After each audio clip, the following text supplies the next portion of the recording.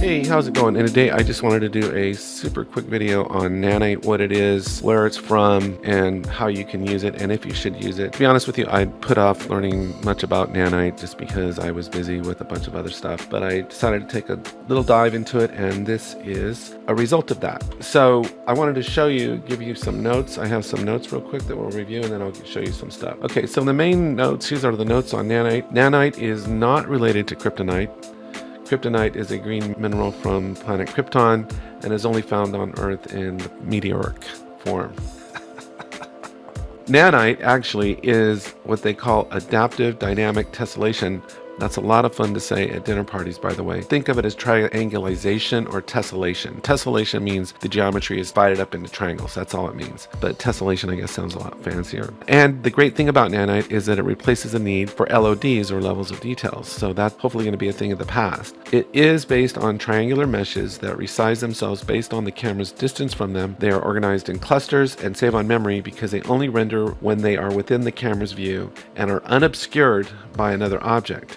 They allow for high poly assets to be rendered as efficiently as possible. And in fact, Nanite requires high poly assets for use. So with that said, there are 3 ways to implement Nanite, and that's what we're going to take a look at right now. We're going to take a look at the first 2, and then I'll talk about how we can visualize it. And if you should use it, yes. Since Nanite is so efficient when it comes to memory management, you should enable it when you can. But it is not perfect, and it has some limitations.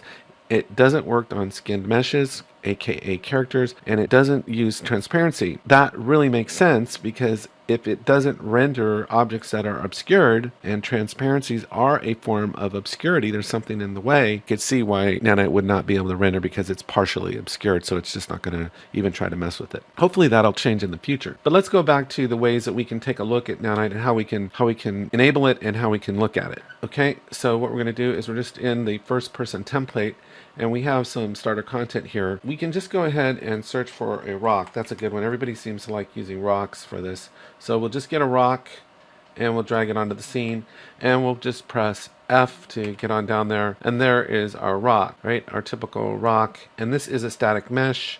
One way we can enable this is simply by right-clicking on it, the asset, and you see we have this option. It's not enabled, and we can nanitize it by just clicking that. Easy peasy, right? And then the other way is by going into the static mesh itself, and then we have the option here. So it's already enabled because we enable it. So it's easy. It's literally a checkbox to enable it. Now the other thing is, what if you want to see what it looks like? Well, all we have to do is come in under here under view mode and come down here to Nanite visualization, and we just go to triangles because it's all about the triangles.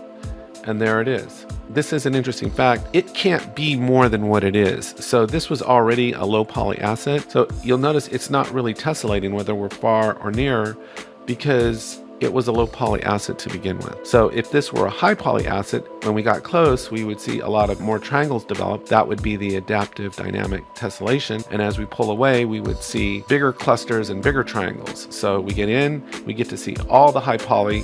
As we pull away, it gets low poly.